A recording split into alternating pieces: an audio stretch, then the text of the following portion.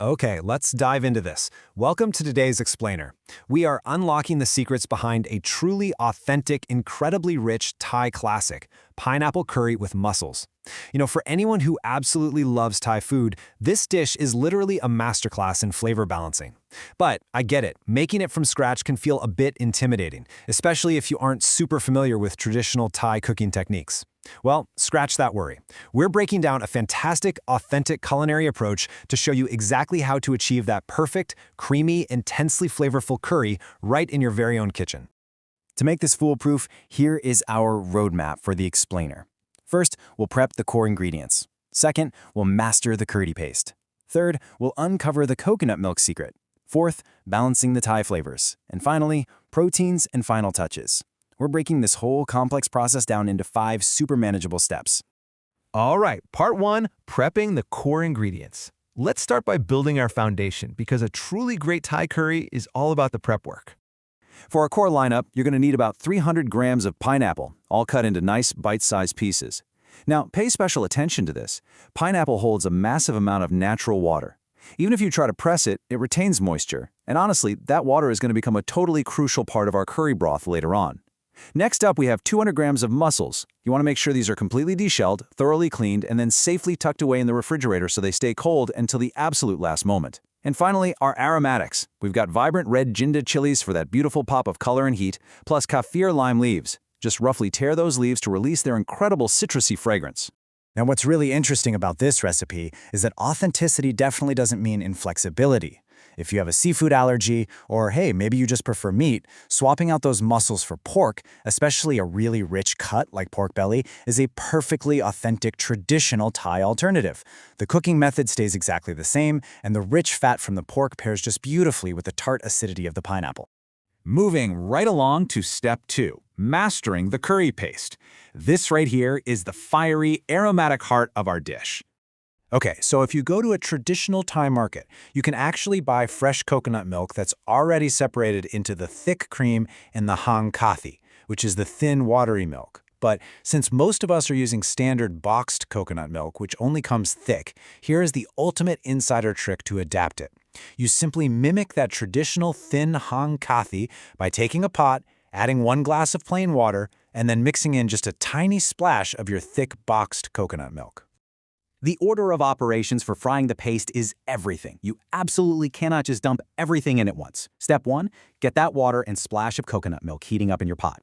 Step 2, once it's nice and hot, add 2 spoons of Southern Thai curry paste. Though honestly, a standard red curry paste works wonderfully too, along with 1 spoon of savory shrimp paste.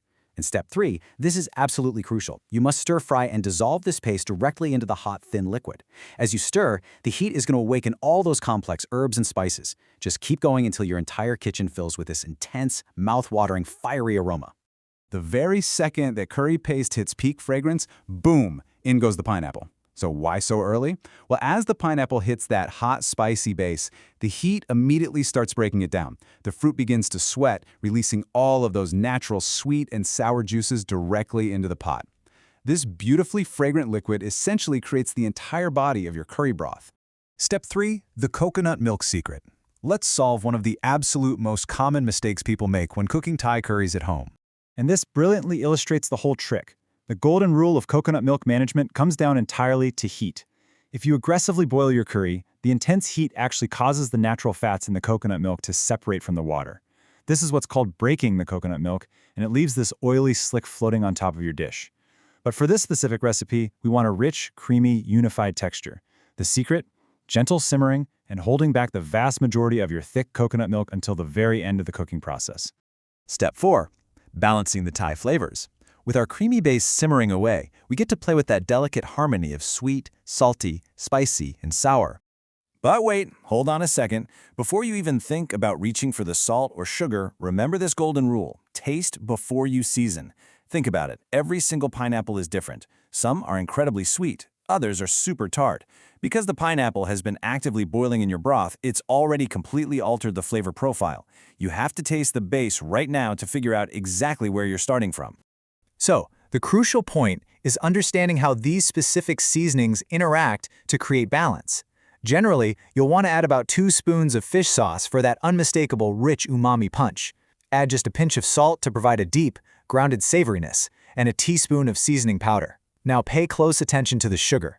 Even if your pineapple was super sweet, you still add just 1 teaspoon of sugar. It is not there to make the dish taste like dessert. It's actually a classic culinary trick to perfectly cut the sharp, salty edges of the fish sauce, creating a completely rounded, complex flavor profile that just dances on your palate. Let's move to step 5 and see how this all builds together with our proteins and final touches. Step 1. Now is the time to gently stir those chilled, cleaned mussels right into the simmer. Seafood cooks incredibly fast, you know. By adding them this late, they stay perfectly plump and tender instead of turning all rubbery. Step 2. Toss in your beautiful red chilies and those torn kaffir lime leaves. Watch closely here, because as the residual heat hits them, it instantly pulls the essential oils out of the leaves, completely changing the aroma in the room. Finally, step 3. Pour in all the remaining thick coconut milk you've been saving. Let the pot return to a bare, gentle simmer just to warm everything through, and then turn off the heat immediately. I want to highlight this number for just a second, 500. This represents the total milliliters in a standard box of coconut milk. The master technique we've learned today is that you only use a tiny splash of this 500 milliliters at the very beginning with your water. You save almost the entire box for that very final step we just talked about. Make no mistake, that technique is the ultimate guarantee for a lush, velvety, non-separated curry texture.